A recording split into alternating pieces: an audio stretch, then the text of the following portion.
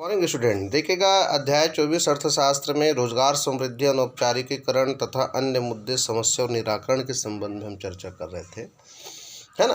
तो देखिएगा कल मैंने आपको बताया जैसे कि रोजगार क्या होती है, रोजगार के कितने प्रकार होते हैं, है ना। इन सब बातों पर हमने चर्चा की और साथ ही साथ भारत में आज हम अध्ययन करें भारत में सहभागिता की दर, यानी rate of participation in India, rate of, है ना, भारत में सहभागिता की दर। देखिएगा सहभागिता जो है सहभागिता की दर को देश की कुल जनसंख्या तथा कार्यबल के अनुपात के द्वारा मापा जाता है। हमारे देश में सहभागिता की समग्र दर बहुत ऊंची नहीं है ना, अर्थात उत्पादन क्रिया में अधिक लोग कार्यरत नहीं हैं। शहरी क्षेत्रों की अपेक्षा ग्रामीण क्षेत्रों की जनसंख्या का अधिक प्रतिशत उत्पादन, है ना, क्रिया में लगा हुआ है। और शहरी क्षेत्रों की तुलना में ग्रामीण क्षेत्रों में स्त्रियों की सहभागिता की दर ऊंची है, ठीक है। किंतु शिक्षा के अभाव में उन्हें कम उत्पादक काम तथा कम मजदूरी मिलती है, जिसके कारण सहभागिता की ऊंची दर का सामना करना पड़ता है।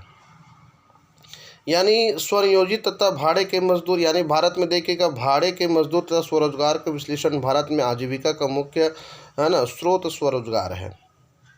और है ना, दूसरा बड़ा स्रोत अनियमित मजदूर कार्यबल का लगभग 50% भाग स्वरोजगार के में तथा 34% भाग अनियमित मजदूर रोजगार युक्त है। निवास के आधार पर कार्यकर्ताओं का वर्गीकरण इस प्रकार से करते हैं।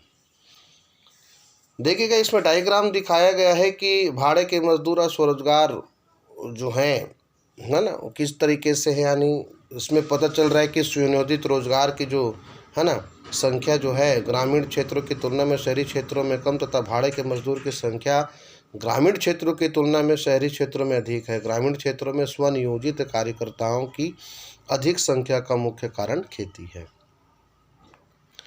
लिंग के आधार पर कार्यकर्ताओं का अगर वितरण करते हैं तो ऐसी स्थिति में समझ में आता है कि मजदूरों का आजीविका का स्रोत उतना ही है जितना स्वरोजगार का, किंतु महिलाओं के संबंध में आंकड़े थोड़े परिवर्तित हैं। 53% महिलाएं स्वरोजगार में और शेष, है ना, 47% भाड़े के मजदूर के रूप में कार्य करती हैं। तो इस प्रकार से इनका भी विश्लेषण किया गया। औद्योगिक क्षेत्रों के आधार पर, है ना, श्रम बल का अगर विवरण देखा जाए तो ऐसी स्थिति में इसे व्यावसायिक ढांचा भी कहते हैं। सामान्यतः यह अर्थव्यवस्था को 3 क्षेत्रों में विभाजित किया जाता है। प्राथमिक क्षेत्र जैसे कृषि, वानिकी, मछली पालन, खनन आदि क्रियाएं सम्मिलित है। द्वितीय क्षेत्र में निर्माण, बिजली, गैस, जल आपूर्ति आदि आते हैं।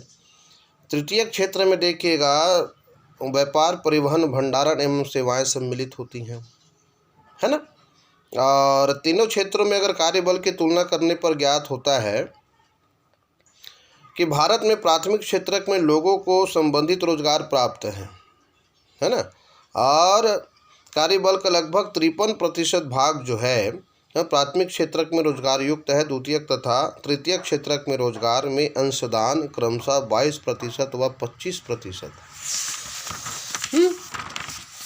तो इस प्रकार से पुरुषों महिलाओं की यदि तुलना की जाए तो प्राथमिक क्षेत्र में पुरुष, है ना, और महिलाएं दोनों ही श्रेणियों के लोग जो हैं अधिक संख्या में रोजगार युक्त है, जिसका मुख्य कारण कृषि कार्य है, ठीक है। तो ये व्यावसायिक संरचना में अगर परिवर्तन को देखें तो चेंज इन, ना, ऑक्यूपेशनल स्ट्रक्चर, व्यावसायिक संरचना में परिवर्तन, यानी समय के साथ देश के जो व्यावसायिक ढांचों में केवल मामूली परिवर्तन हुआ है, यह इस बात का संकेत देता है कि अर्थव्यवस्था की विकास की गति अत्यंत धीमी है।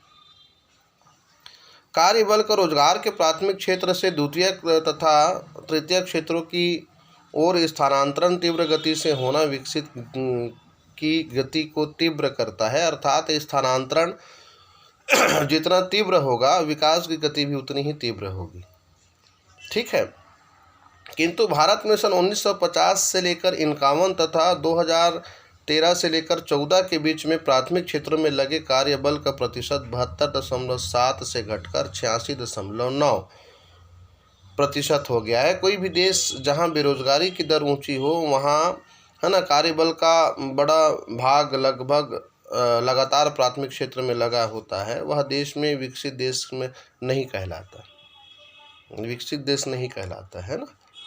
अतः यह कहा जाता है कि व्यावसायिक संरचना में मामूली परिवर्तन विकास के क्षेत्र में मामूली परिवर्तन का प्रतीक है। यानी नौकरी रहित समृद्धि, जब अर्थव्यवस्था का उत्पादन स्तर बढ़ता है ना, तो किंतु रोजगार के अवसरों में उसी अनुपात में वृद्धि नहीं होती, अतः बेरोजगारी बनी रहती। यद्यपि जीडीपी में वृद्धि प्रत्यक्ष रूप से होती है, किंतु यह वृद्धि प्रौद्योगिकी की सुधार द्वारा होती है। तो इस स्थिति की नौकरी रहित समृद्धि कहा जाता है। हमारी समृद्धि प्रक्रिया का बहुराष्ट्रीय कंपनियों द्वारा बराबर अपहरण किया जाता है, और ये कंपनियां जो है उत्पादन के साधनों का, याद रखिएगा, ये जो कंपनियां हैं उत्पादन के साधनों का अधिक प्रयोग न कर कुशल प्रयोग द्वारा उच्च समृद्धि दर प्राप्त करती है, जिसके परिणाम स्वरूप रोजगार के अवसरों में वृद्धि नहीं होती। यह नौकरी रहित समृद्धि है। तो इस प्रकार से हम दोनों प्रक्रिया को देखें। ये चैप्टर थोड़ा सा लेंदी है, मैं रिक्वेस्ट करूँगा इसको बहुत अच्छे से और गहराई से आप लोग अध्ययन करें, ठीक है। तो आज के लिए बस इतना ही, थैंक यू।